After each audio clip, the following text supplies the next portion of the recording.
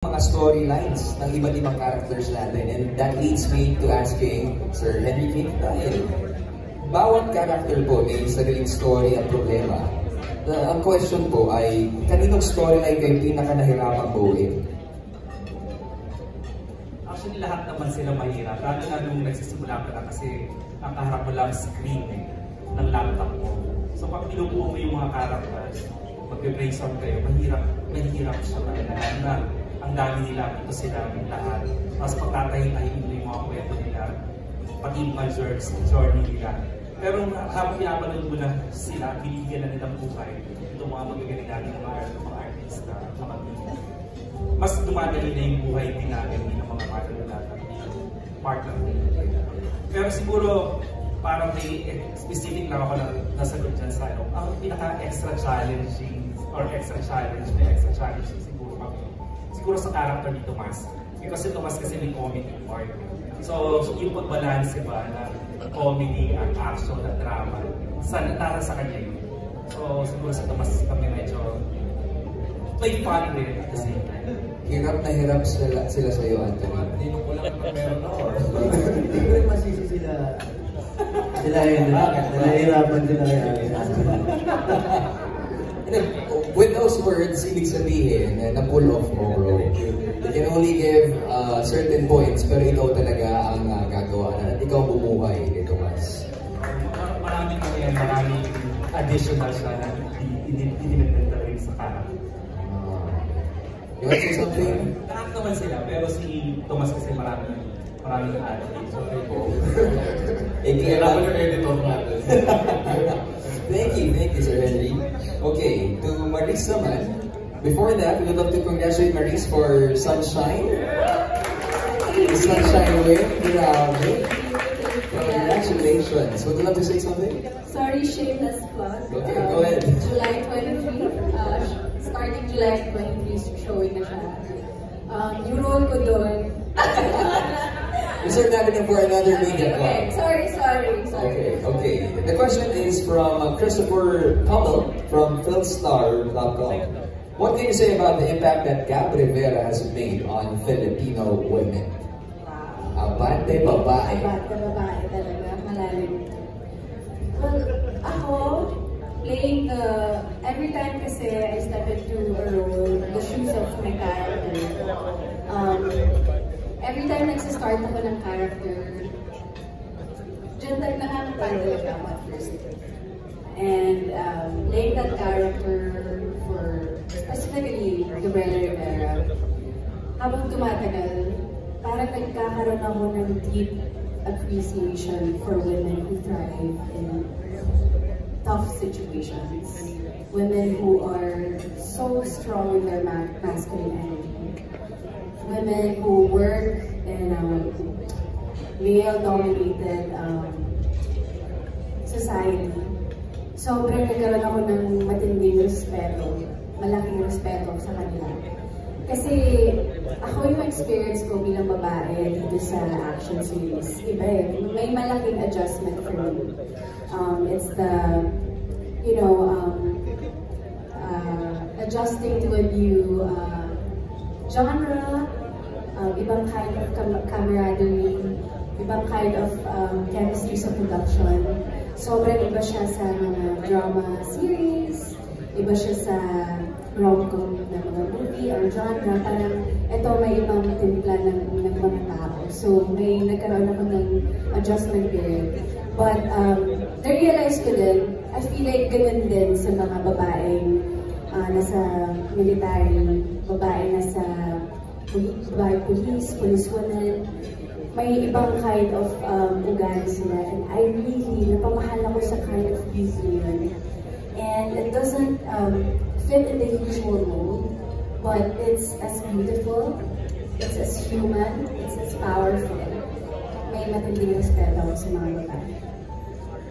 Ano sinabi mo, Maris? Actually, you and Carla, you bring the sunshine in this. Napatingin sa akin mas paano naman gawin. You guys, everyone, brought in the sunshine para sa incognito. Okay, so Baron. Okay, so Baron, do you have a question? Ginampanan mo ang role ni Miguel na isang matapang at protected ama. Bilang isang tatay sa show, ano lessons ang natutunan mo na i-apply mo sa tunay na buhay?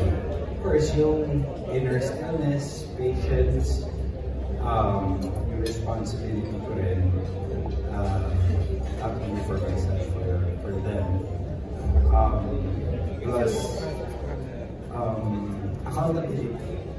Diba? Natutunan ko rin yan during the shoot. Ang dami kong naibago na wisdom, direct, and this, and third class. So, yun, nagamit ko sila kay Sofia, kay Delita, and the boys. So, hindi lang ako parang nagkaroon ng show. May bago na akong matinding lesson na learning. Because of this show, para rin si Miguel, patuloy lang ang laman sa pagbabago, sa sobriety, sa mga goals na kailangan na matanggal to be a better version of myself. I don't know how happy we are to hear that. I'm just grateful. Sobrang laki ng tulong nila sa akin. Just know that everyone here is rooting for you. Okay, we are with you in this great battle. First show na natapos ko na hindi ako nagkala. Yeah, so first show ko na naman yung pagmamalat ko na hindi ako pumasok sa set na nakainom. And it's so liberating and for sure, dahil nakaka-addict yung ganong feeling na so I'll be reaching for that goal. Every show na meron, every movie ako dapat gano'n ng mangyari. Tuloy-tuloy. Thank you. Actually, everyone in this room is applauding you. It's not just a family, it's a brotherhood na nangyari. Grabe yung mga learnings na nakuha mo dito. Thank you so much, Marco. From G of Malaya Business Insight. Incognito has introduced a new title to the audience. What have you learned from playing your role, and what are your feelings on saying goodbye to your brother?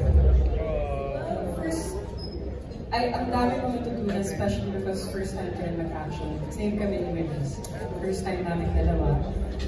And this has actually been my dream since I started show business. To do something in the action genre. So, physically, ang dami ko natutunan, the skills, diba? I think dun pa lang, I already felt like I've grown so much. Nagka-training pa lang kami. So that was even before actually shooting Incognito. Siguro what I learned from my character throughout Max's journey is letting go. It's really letting go. Because when you watch her journey, you see how much holding on to something was actually holding her back from moving forward, and once she let go of that, another door opens. So when a door closes, another door opens. So I think yun yung pinaka natutunan ko, and yun yung, I guess, yung something na nadadala ko hanggang ngayon from Max's character. And of course, I'm really sad that taping is over, you know, that hasn't sunk in yet. I keep telling them, like, parang feel ko nakabreak ulit tayo, eh. Parang babalik pa tayo sa taping. Hindi pa talaga siya nagsisingil sa atin. But I guess, you know, when this MediaCon is over, when the episodes are done, and hindi na kami madalas magkikita-kita kasi wala na kami mga promo, siguro dun ko mas mararamdaman. Pero sa akin, pinaka-feel ko na yung bond. Siyempre, miss ko yung bond ng buong cast na, not even just the cast, but the whole production in general. Miss ko yung taping namin. And yeah, miss ko si Max. So sana, may season 2. Kasi si Pax talaga, minsan nga pag-nanood ako na Incognito, ano to, seryo travel show. Grabe yung travel na pinupunta. Kasi ang gaganda, ang scenic ng mga lugar, and ang pinakamasarap sa pakiramdam is you're promoting Filipino and Filipino excellence because of what you do. So, big kudos to Incognito cast. Okay. Now we go to, I was about to say Sir Anthony. Anthony, pangilinan. Yes. Anthony, trending ang scenes niya ni Ninong Dahil sa mga funny banter ninyo, paano naman ang bonding nyo ni Sir Bembol off cam? Just ito, Ben. Teka lang, ano yung oh my God? Pwede pa explain? Kasi sobrang nakakatawa siya kahit off cam. Yung naturally funny lang siya. Pagka, Ba't parang may sinasabi ka? Hindi. Kasi dito, Ben, nakakatawa siya talaga. Kahit may mga eksena kami na parang yung may sarili siyang ad-lib na sobrang layo na minsan nakakatawa talaga. Parang may dumaan talent, tapos tinuturo niya yung talent. Ba't tumadaan yun? Ba't tumadaan? Tapos may mga eksena kami, nahuhulog niya yung mga gamit niya sa bulsa, yung mga gano'n. Tapos parang sobrang saya ni Tito Bebs talaga mga eksena. Tsaka alam yung tatay siya, nakikita mo yung tatay sa kanya. Actually, ninong nga yun, mas more ninong din talaga. And happy ako na mga eksena ulit si Tito Bebs. Sobrang gaan niya lang talaga sa eksena. Then, siguro dahil nagsisiti kami ng humor, tanan din si Tito Bebs. Kaya na kaya so, parang nag-share kami ng mga Tito Bebs, gawin natin to. Nakakatawa yan. So, nag-work siya. Happy ako na natuwa yung mga tao sa chemistry namin. Sir Henry, ang ngiti nga eh. Sabi mo. So, nag-work talaga. Nag-work. Okay, wala pa. Bakit? Hindi naman niya birthday, no? Baka anong message? Sometimes kung nasa ka man, sayang wala ka dito. Kung nasa ka man, sana happy ka dyan ngayon. Alam ko naman for sure ang ginagawa mo. And, yun ka palagi. Maraming salamat, Adrian. Kay Ninong. Happy birthday, happy birthday. Happy birthday, Ninong. Happy birthday, Ninong. Birthday ba ngayon? Hindi nga na birthday. Kung birthday mo, hindi ko ba mo? Happy birthday na ito. Pagkari mo lang sa birthday mo. Thank you, Anthony. Thank you, guys. Richard, this comes from News 5, MJ Marfori. Incognito tackled layers of truth, identity, and deception. What message or takeaway or takeaways did you hope the finale leaves with your audience? Lalim na eh. Coming from MJ Marfori. Pwede ba yung mga tanong similar kayo? ano yung takeaway for the audience? Takeaway message for the audience, especially for the finale. I think siguro as a group, yung contractors, parang kung sino ba yung series, parang ang dami nangyari sa amin, ang dami mga conflicts, deception, problema, and despite all the challenges, parang nag-grow yung relationship as a group. From being business partners, to becoming teammates, to becoming family in the end. And sa finale, parang dun talaga yung culmination ng lahat ng mga characters na being one, being united, one goal, one mission. Dun mo makikita na despite all the challenges in life, in real life or whatever, if you have your family or your close friends behind you, supporting you, pulling you up when you're down, you can do anything. And I think also one takeaway, a good takeaway is if you have good intentions, you will always be led to the right path. So, thank you so much, Richard. Imagine 7 different characters in the beginning na lahat natin minahal. Different storylines, pero sa dulo, iisa. At para sa isang pangarap, isang goal. And that is for the greater good of everyone. Thank you. Okay, DJ, before that one pala, before the question, we would love to congratulate you for the Soul Drama Awards nomination.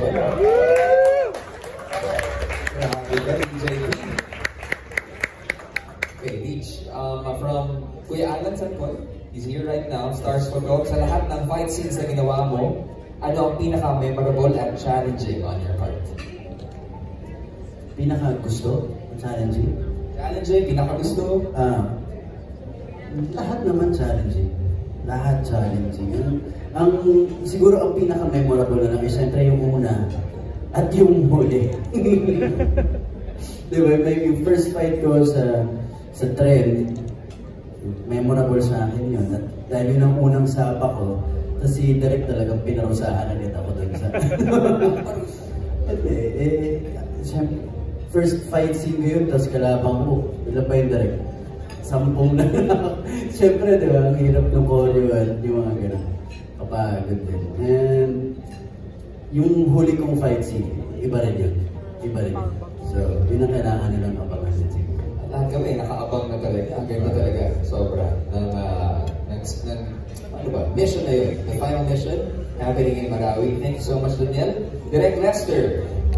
Question coming from Mika Geronimo of Cine Hub. Since all of you were able to work with international and regional teams throughout the show, was there ever any sort of cultural exchange that you witnessed or had an impact on you? Marami yan. Each and every different country, each production team, each action team, they have their own way of doing things, they have their own culture na natutunan namin. But one remarkable thing that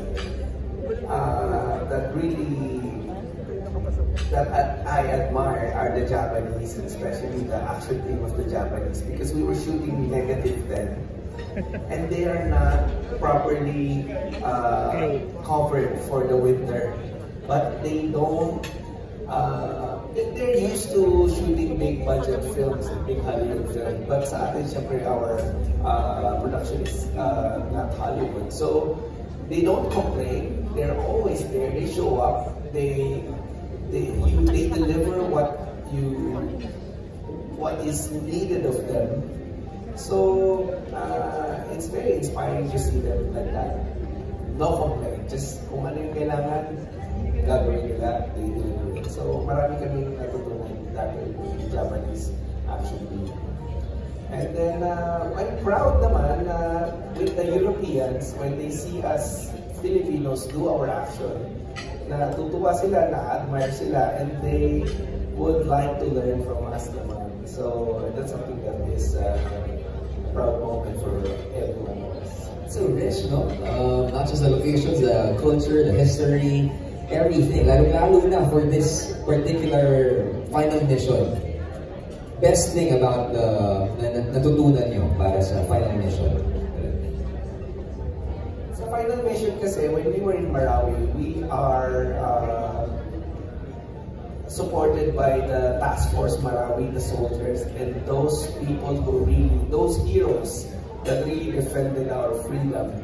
And they are there with us while we're shooting, so we get a lot of actual tips, actual technique, actual situation on how things are really happening. It helped us a lot in doing it. So big thanks to Task Force Marawi for helping us and supporting us all the way. Thank you so much.